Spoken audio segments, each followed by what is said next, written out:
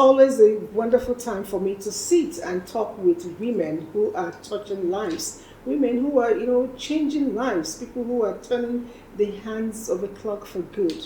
And the joy it gives me is beyond limits. Today I have a personality that is quite exciting. A lot of things have been associated with her name, and I'll get to unfold them one by one. But the one I particularly like, well, let me not share it. I'll be right back. Don't go on.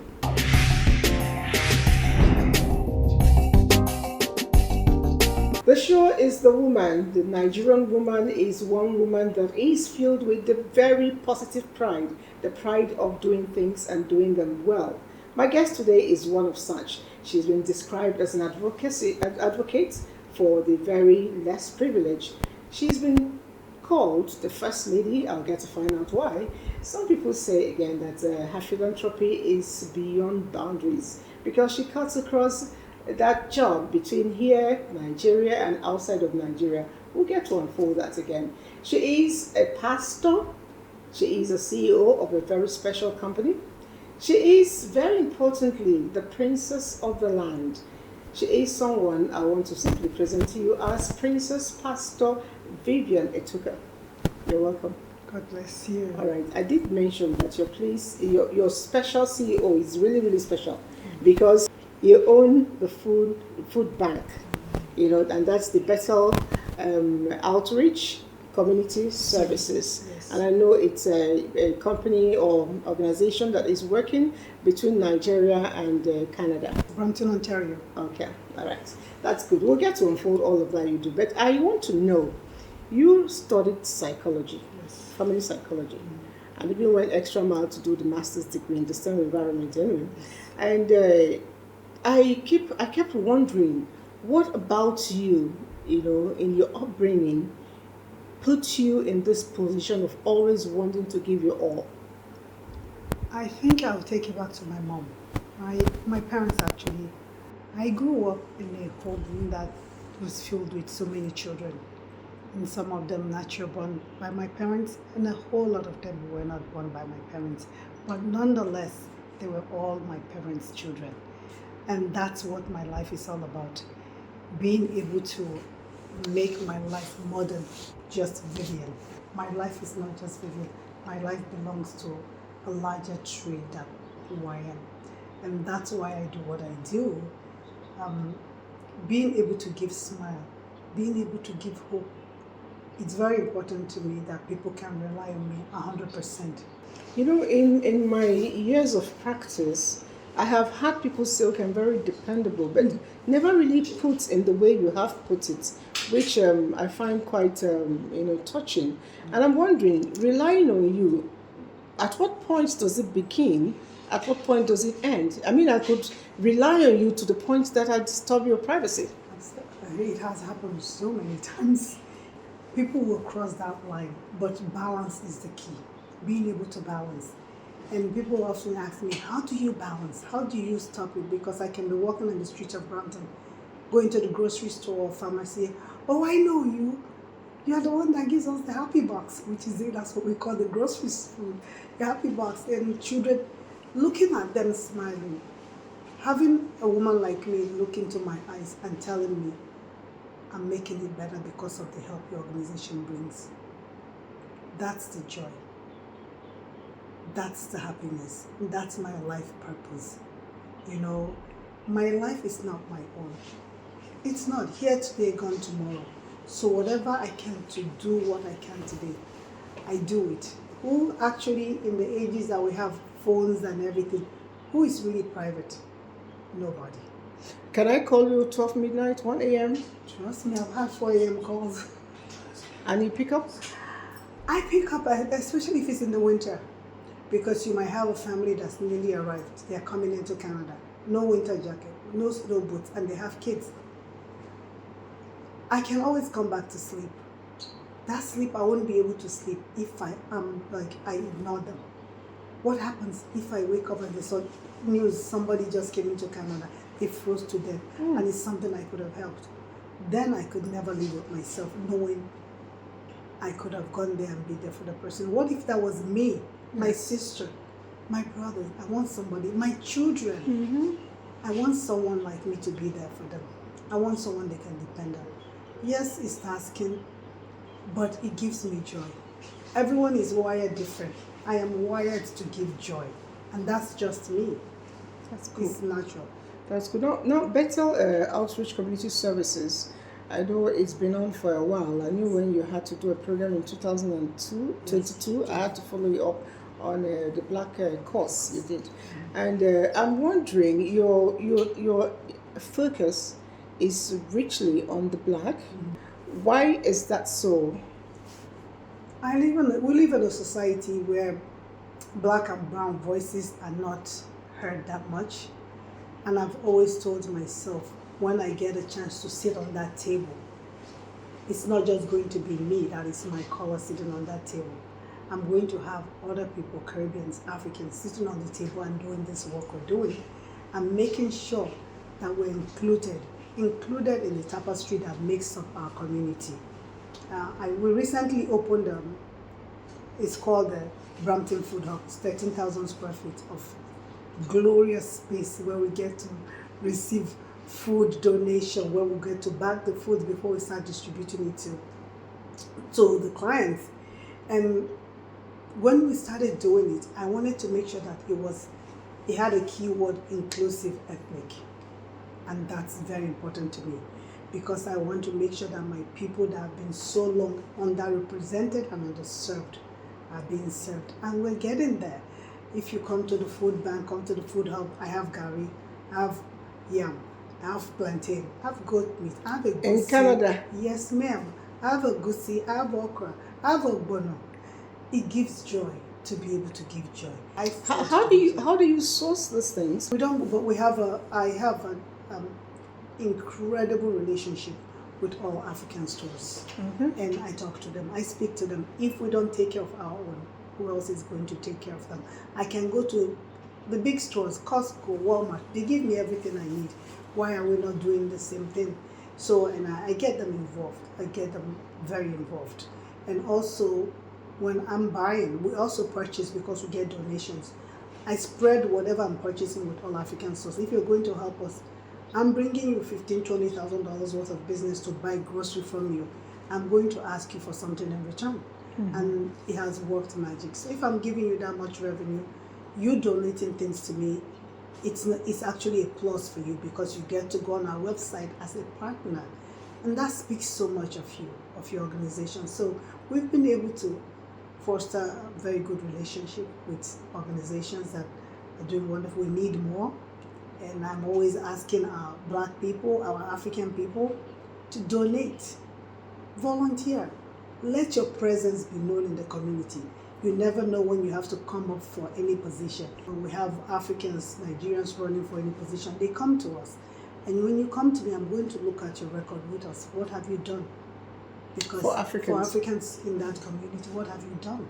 Have you been out there on the picket line with us? Have you been when we are there protesting, asking for affordable housing?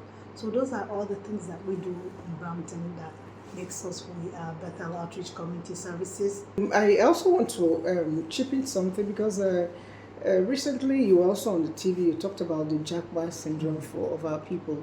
Yes. And I was happy Mr. President picked up on it and said no more Jaar in Nigeria, because he's going to make it well. And even for those who've gone, he will recreate such people to fit in the vacancies they would have created. But then, I would like to know, having lived there, and also having, you're still living here because you're constantly around to touch base with us, what are the things that we could, maybe export from there back here to ensure that our young people sit down here? Because the truth remains, we have greener pastures here more than any other place, no place like home.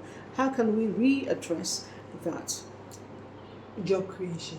Job creation? Very important. Because trust me, I don't think, I speak to people that, quote unquote, people that Jackba, people that are there, and a lot of them, believe me, regret leaving Nigeria. Because, wow. Yeah, because what they were promised, a lot of agents promise you, like I said, they're selling you a dream. They will do whatever they can to give you the good part of it, even if they have to lie over it.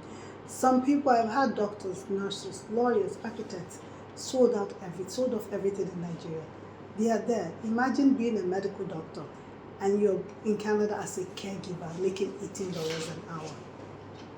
That would kill you. $18 an hour? Yeah, as caregivers. Why would you do that? So if they say, if the country was better, why do I need to leave my country?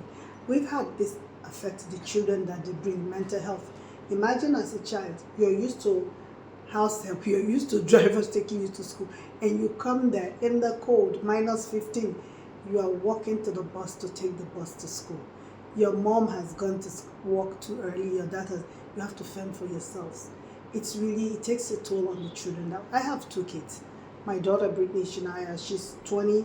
My son, Caleb Ansel, he's 16. And I can't imagine pulling them out of what they know totally and take them to the unknown. Mm-hmm.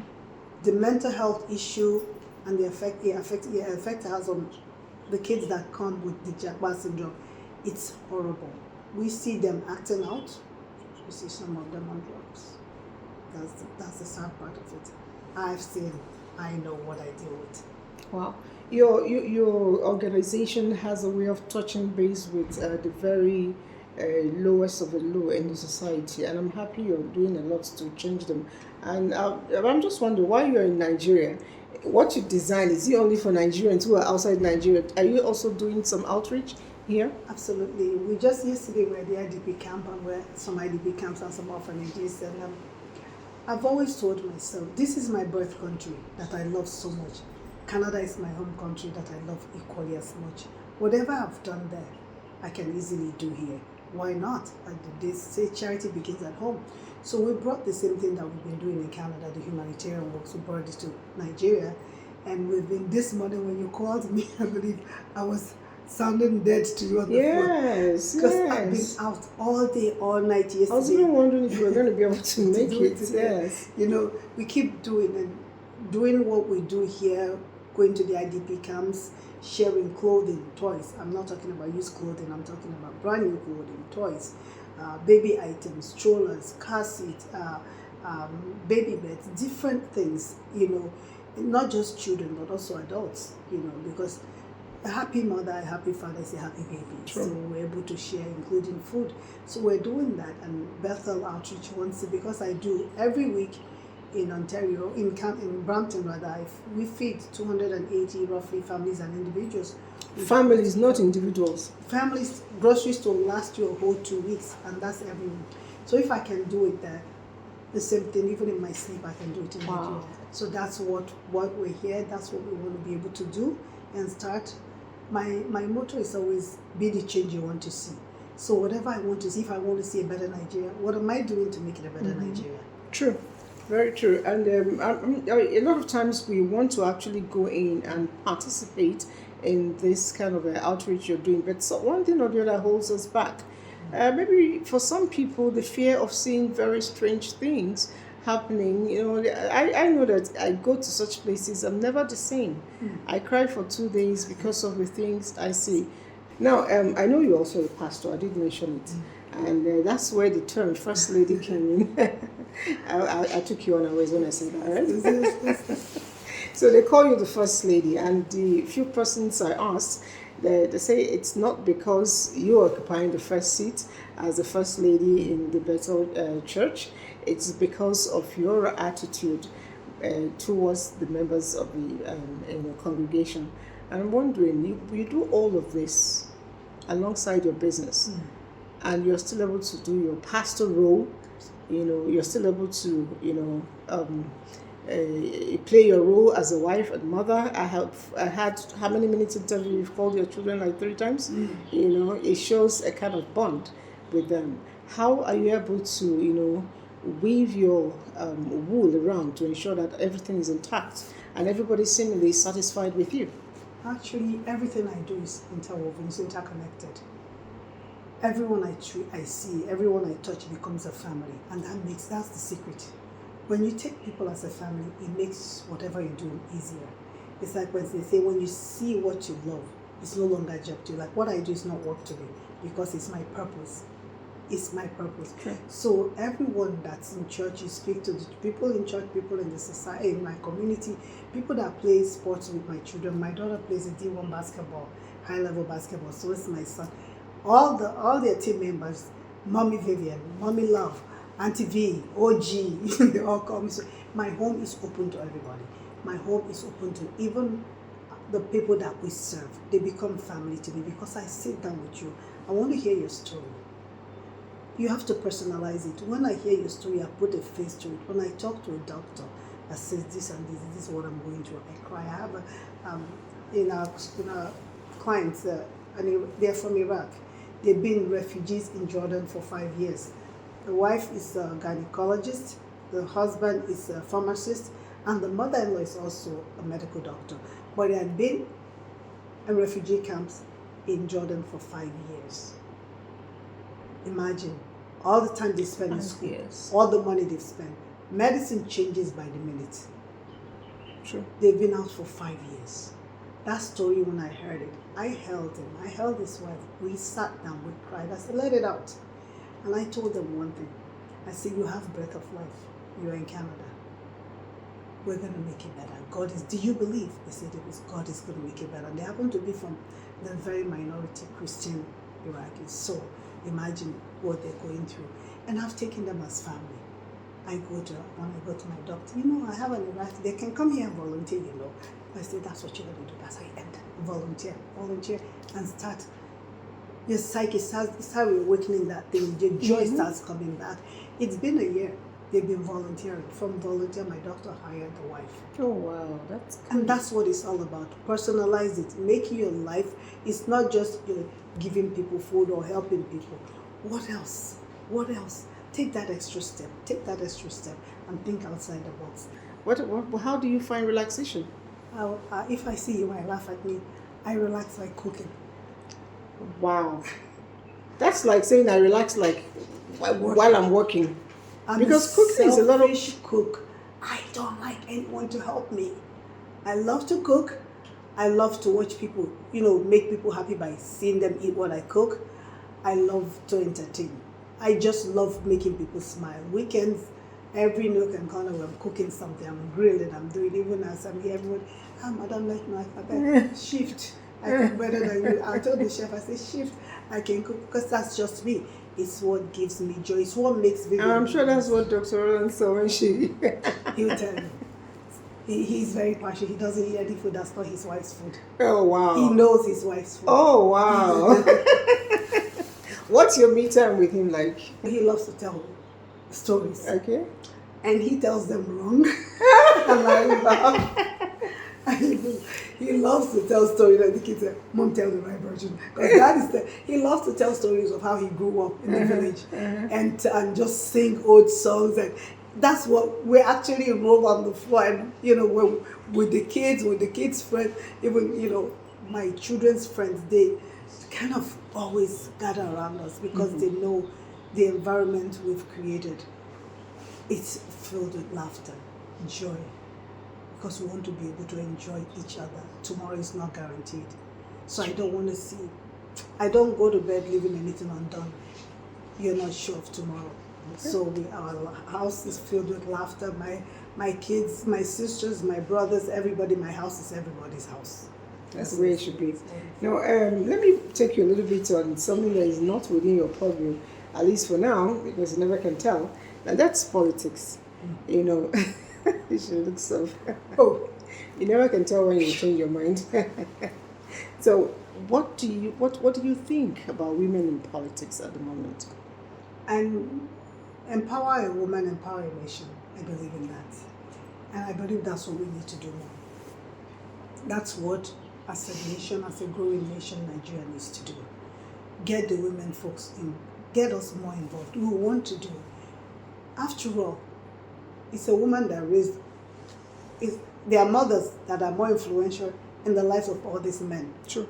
So your mom has raised you right. Women, we have raised you right. We've nurtured you.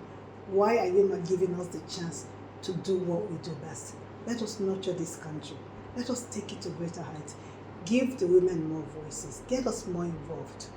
You will see. We can do it. Okay. That's all right. You did mention that your chore is also your relaxation. That's cooking.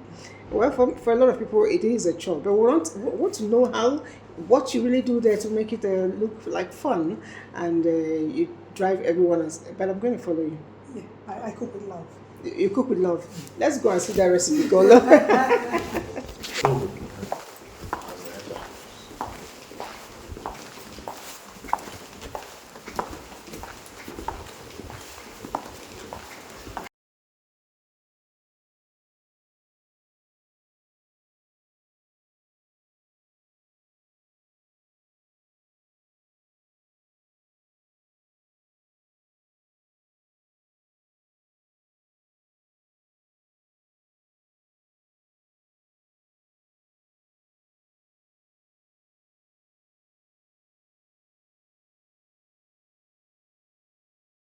I love to cook.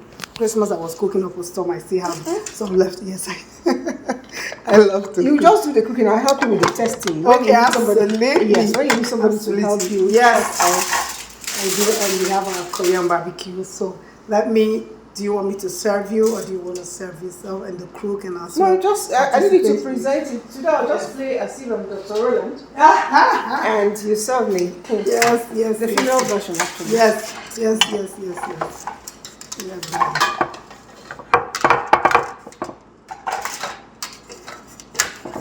So I see all the food components are here. There's a vegetable, there's a protein. Everything I try to balance. I balance everything I do because this is how I feed them daily. And my brother, who actually loves to come, he comes here every day to eat. He loves the food. My brother, he loves coming here to food. I'm sure if there was no food, he won't visit you as often. He loves my food. And I made some veggie salad. And also I like to add grapes or nuts in my salad for just extra crunchy and extra sweetness. Is very good. So I have that for you here. Don't know if you like ketchup or mayonnaise, whichever one. So I kind of let you have your pick. Okay. I do have ketchup for you and mayonnaise, whatever you want to, whichever one. I think I'll go with mayonnaise. Mayonnaise, wonderful. Not watching my weight. Oh no, we don't. It's still holiday season. Officially. That's what I keep saying. Besides, somebody told me the belly fat doesn't count in heaven. Absolutely It not. doesn't count in heaven. It doesn't count in I heaven. can go at ahead all. and I know it doesn't. So help myself. Yes, please. And you're actually gonna love it. Trust me. It's really good. Try not to. It's really good. So let's have a bite and see. Let's see what you say. Okay. Go ahead. So I'll quickly let me get paper napkin because I didn't. And I have Italian dressing if you want dressing on the salad. Ooh.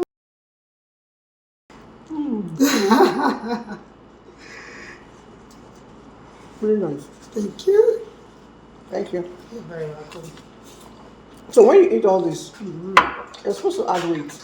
I do keep. But I notice you're still the same. My What work. do you do? I work a lot, so that's a Korean barbecue. I love it. When I do the burger, I don't do the bread. I do with lettuce as my wrap. But let me tell you, my favorite Nigerian food, what really gets me, is boiled yam. Oh. That's with my vegetable food. sauce, right? I can eat just boiled yam. Or Without boiled yam. anything? Without anything, I can eat it with just red oil. You can give me as long as it's soft boiled yam. Boiled white yam with anything, I'm good with it.